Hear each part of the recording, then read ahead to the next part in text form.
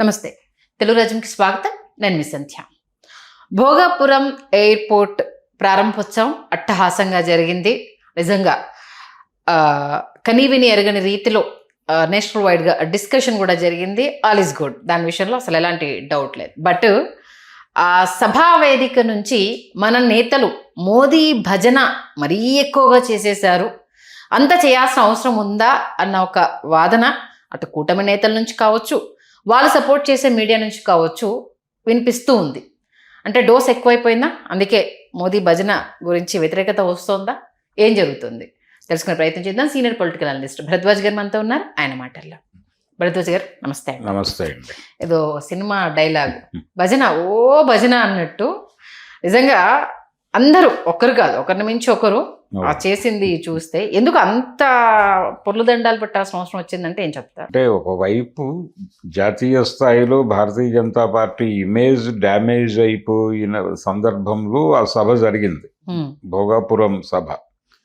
Bhogapuram airport ఆవిష్కరణ సభ నుంచి మోడీ గారికి ఒక బూస్టప్ ఇవ్వాలని వీళ్ళు వ్యూహాత్మకంగానే అనుకున్నట్టు కనిపిస్తోంది. అందులో దాదాపు 33 కోట్ల రూపాయలు ఖర్చు పెట్టారు. ఎక్కడెక్కడి నుంచో ఎవరెవరినో తీసుకొచ్చారు, ఆదివాసీలను తీసుకొచ్చారు, వాళ్ళతో డ్యాన్సులు చేయించారు. అంత అవసరం లేదు వాస్తవానికి. ఒక ఎయిర్పోర్ట్ ఇనాగరేషన్కి దాదాపు 40 కోట్లు ఖర్చు పెట్టాల్సిన అవసరం ఉందా, ప్రస్తుతం ఆ స్టేట్ కండిషన్ ఏంటి అనేది ఒకటి గొడవ. అయితే దాదాపు వైజాగ్ నుంచి 50 కిలోమీటర్ల అవతల ఉన్నటువంటి ఎయిర్పోర్ట్ అది.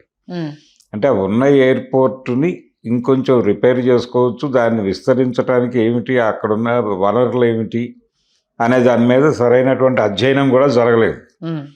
ఎంత అవసరము అనేది కూడా జరగలేదు. చాలా ఎక్కువ భూసేకరణ కార్యక్రమం జరిపారు ఈ భోగాపురం పేరుతో.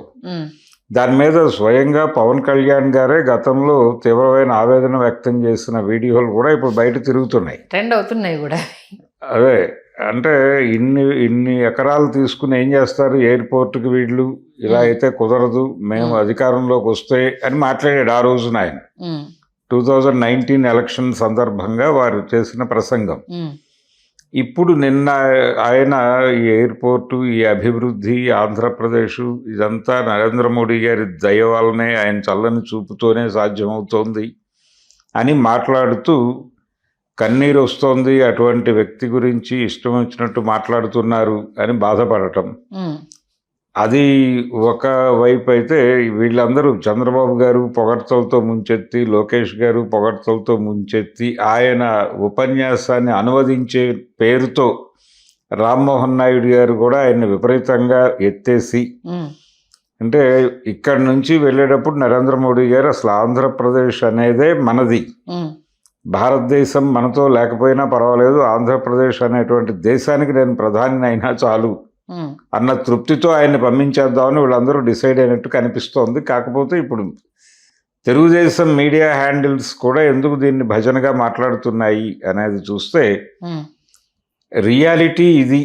అంటే మన సంస్కారం ప్రకారం మనం ఆయన్ని పొగిడేశాం, కానీ రియాలిటీ ఆయన పరిస్థితి బాగాలేదు, భారతీయ జనతా పార్టీ పరిస్థితి బాగాలేదు, వచ్చే ఎన్నికల్లో సీన్ మారే ఛాన్స్ ఏదో కనిపిస్తోంది సూచనప్రాయంగా అన్నది ఇండికేట్ చేసుకుంటూ ఒక వేరే మార్గానికి ఒక రూట్ ఓపెన్ చేసే పద్ధతిలో ఇప్పుడు మీడియా మొత్తం మాట్లాడుతోంది.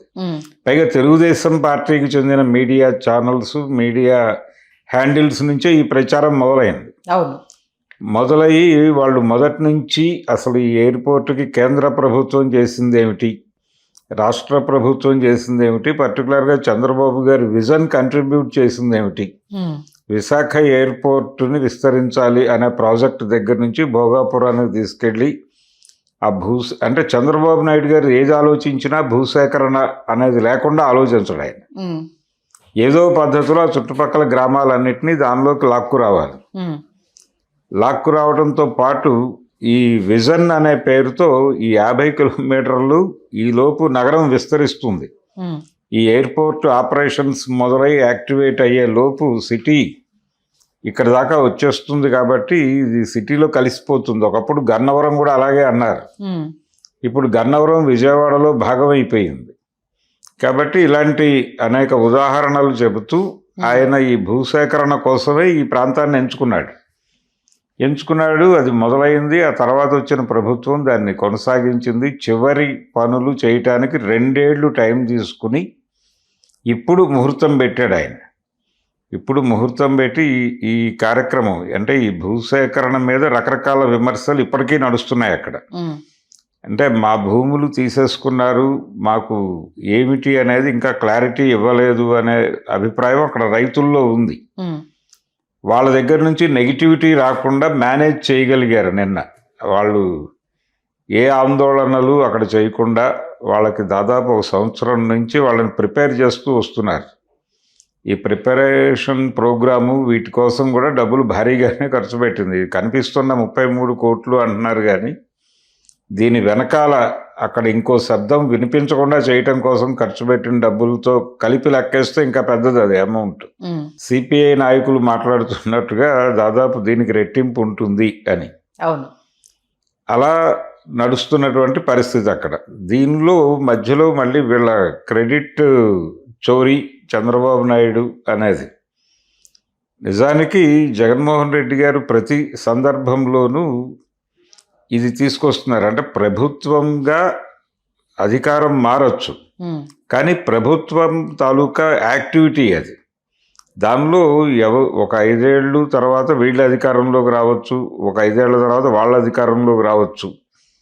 వీళ్ళు మొదలుపెట్టిన కార్యక్రమాల్లో ఖర్చు అయ్యేది ప్రజాధనమే, వాళ్ళు చేసే కార్యక్రమాల్లో ఖర్చు అయ్యేది కూడా ప్రజాధనమే.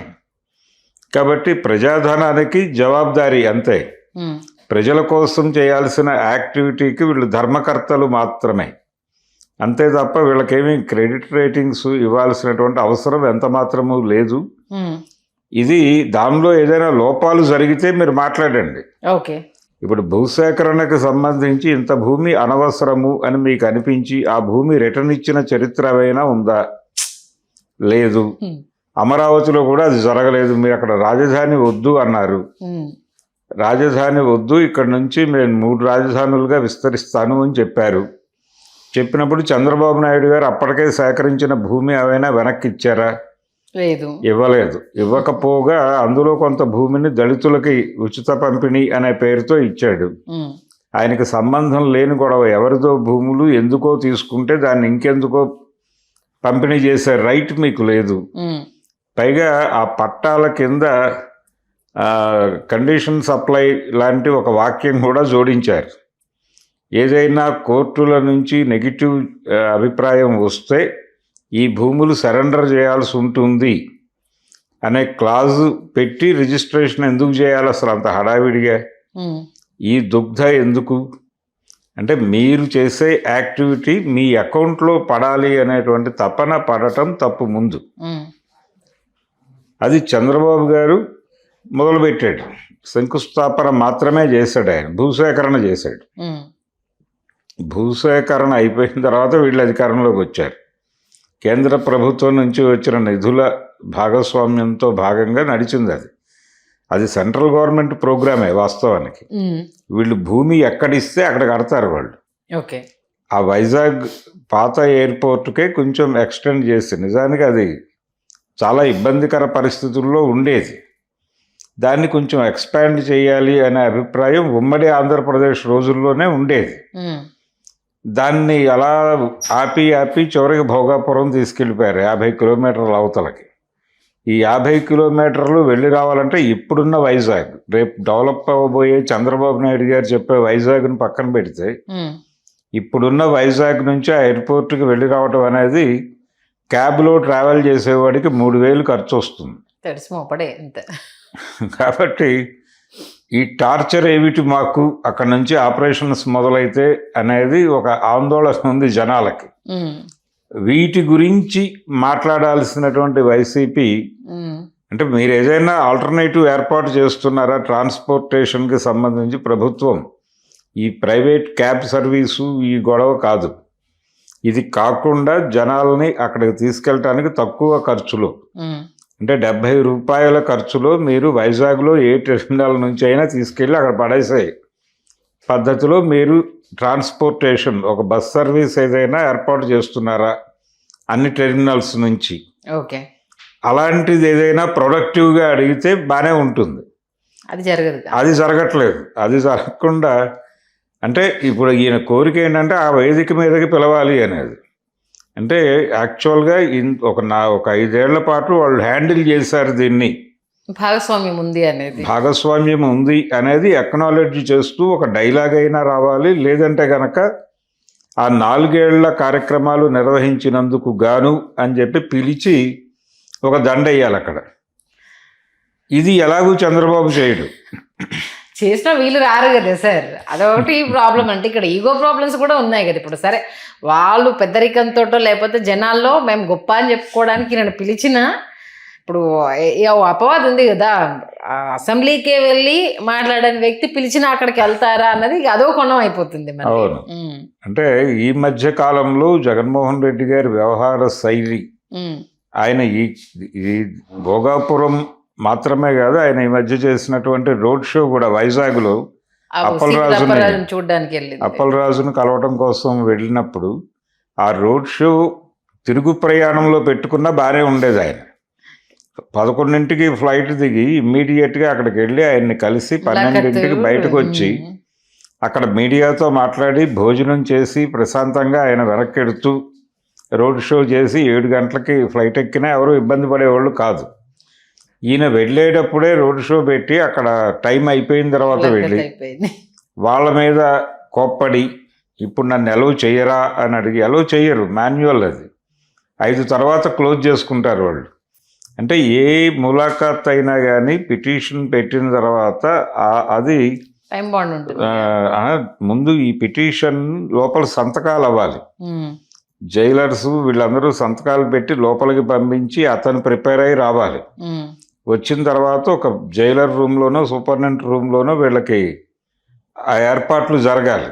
ఇదంతా చేయటానికి కనీసం 1 గంట టైం తీసుకుంటుంది. అంటే 6:30-7 మధ్యలో ఈయన లోపలికి వెళ్ళేవాడు వాళ్ళు అలౌ చేసుంటే. అంత టైం స్టాఫ్ని వాళ్ళు మెయింటైన్ చేయలేరు. ఓకే. అందుకని ఇన్ టైం వస్తే బాగుండేదండి అన్నారు. అక్కడికి వీళ్ళు ఫోన్లు చేస్తూనే ఉన్నారు అక్కడ కూర్చుని లోకల్ లీడర్స్. ఏది ఈయన రెస్పాండ్ అవ్వలేదు, పట్టించుకోలేదు.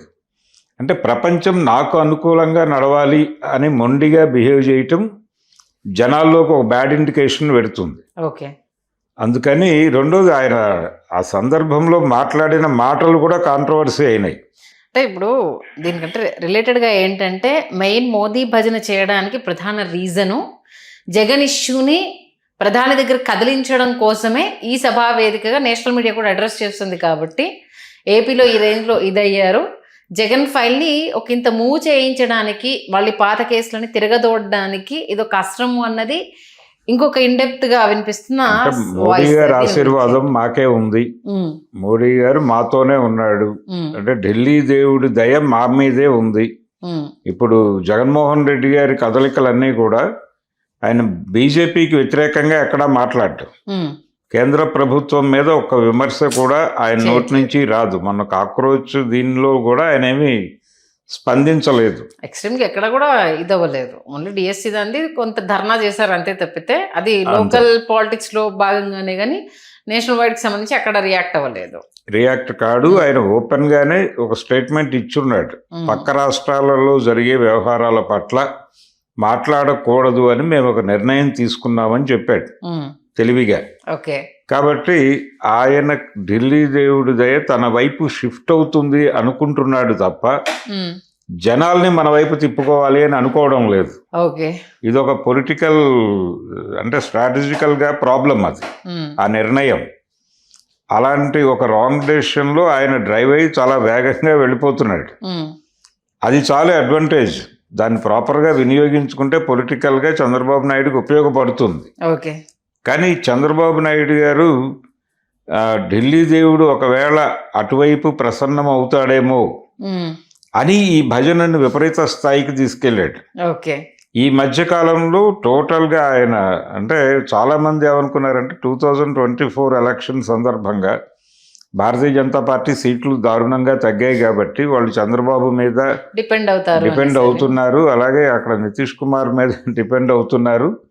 సో వీళ్ళు కొంత డ్రైవ్ చేయగలరు, చంద్రబాబు నాయుడు గారికి చక్రం తిప్పే అలవాటు ఉంది కాబట్టి ఏదో తిప్పేస్తాడని అనుకున్నారు. ఉమ్. కానీ ఈయన చక్రం లేదు, దాన్ని అమ్మేసి చాలా కాలం అయింది అనే విషయం జనాలకు అర్థం కావడానికి కొంత టైం పట్టింది. ఓకే. ఈయన తనని తాను మోర్ హిందూగా ప్రొజెక్ట్ చేసుకుంటూ ఓవర్ సబ్మిసివ్గా ఉంటున్నాడు. ఉమ్. ఆ ఉంటూ గత చంద్రబాబు నాయుడు లాగా లేడు, అసలు ఈయన టోటల్గా మారిపోయాడు. ఓకే. అంటే చంద్రముఖిగా మారిపోయినట్టుగా తయారయ్యాడు ఆయన. ఓకే. చంద్రముఖిగా మారిపోయి ఆయన ఏ స్థాయికి వెళ్ళిపోయాడంటే అసలు ఈ దేశంలో మైనారిటీలకి నిర్ణయాత్మకమైన పదవుల్లోకి తీసుకొస్తే, అంటే క్రైస్తవులు, ముస్లింలు ఇలాంటి వాళ్ళకి ముఖ్యమంత్రులు, ప్రధానమంత్రులు అయ్యే అవకాశం ఇస్తే వాళ్ళు హిందూ మతం మీద దాడి చేస్తారు, ఉమ్. హిందూ మతాన్ని చంపేస్తారు అని నిస్సిగ్గుగా మాట్లాడే పరిస్థితికి వచ్చేసాడు ఓకే. చంద్రబాబు. ఓకే. అంటే భారతీయ జనతా పార్టీ నాయకులు కూడా ఇబ్బంది పడటానికి, సెన్సిటివ్గా ఫీల్ అయ్యే విషయాలు కూడా ఏమాత్రం సెన్సిబిలిటీ లేకుండా మాట్లాడే స్థాయికి వెళ్ళిపోయాడు చంద్రబాబు. ఓకే. కాబట్టి ఆయన ఈ రేంజ్ భజన ఇప్పుడు కూడా అదే ఇంప్రెషన్లో ఉన్నాడు ఆయన. ఉమ్. ఒకవైపు ఆయన్ని గైడ్ చేయడానికి ప్రయత్నం చేస్తున్నటువంటి ఆయన మీడియా సంస్థలేమో ఇప్పుడు అంత పరిస్థితి లేదండి, మీరు మరీ అంత దిగజారి పొగడక్కర్లేదు, వాళ్ళ పరిస్థితి బాగాలేదు, ఉమ్. మీరు కొంచెం స్పేస్ తీసుకోవచ్చు, ఆల్టర్నేటివ్ వైపు కొంత లీడ్ తీసుకుని మీరు ఉండొచ్చు అని చెప్తున్నారు. ఈరోజు ఎడిటోరియల్స్ అన్నీ అవే వాళ్ళవి. అవును. మీరు మరీ అంతగా చొచ్చుకొని వెళ్ళక్కర్లేదు. ఇప్పుడు ఈయన ఎప్పుడైతే అటువైపు కదిలాడో చంద్రబాబు, పవన్ కళ్యాణ్ ఇంకొంచెం కదలాక తప్పని పరిస్థితి ఏర్పడింది. ఉమ్. అందుకని ఆయన నాకు ఏడుపు వచ్చేసింది, నేను అసలు ఏం చేయాలో అర్థం కాలేదు, నాకు అట్టు తీసేద్దాం అనుకున్నాను ఉమ్. దాకా వెళ్ళిపోయాడు ఆయన, ఎమోషనలైజ్ అయిపోయి. ఇలా ఒకరిని మించి ఒకరు ఎమోషనల్ అయిపోయారు ఆ వేదిక మీద. అందుకని జరుగుతోంది. అంటే వీళ్ళందరూ మోడీని ప్రసన్నం చేసుకోకపోతే జీవితాలు లేవు ఓకే. అనే అభిప్రాయానికి వచ్చేస్తున్నారు ముగ్గురు. ఉమ్. నిజానికి ఇప్పుడు ఆంధ్రప్రదేశ్లో యాంటీ ఎన్డీఏ స్టాండ్తో ఎవరైనా ఒక నోన్ ఫేస్ గనక ఒక పొలిటికల్ పార్టీ ఆర్గనైజ్ చేయగలిగితే ఉమ్. జనాలు వీళ్ళ ముగ్గురికి దండం పెట్టి అటువైపు వెళ్ళటానికి సిద్ధంగా ఉన్నట్టు కనిపిస్తోంది వాతావరణం. ఓకే. చూద్దాం సార్ ఏం జరుగుతుంది అనేది. బట్ భజన అనేది ఎక్కువైపోయింది అనేది ఏపీ ప్రజలు కూడా గుర్తించారు.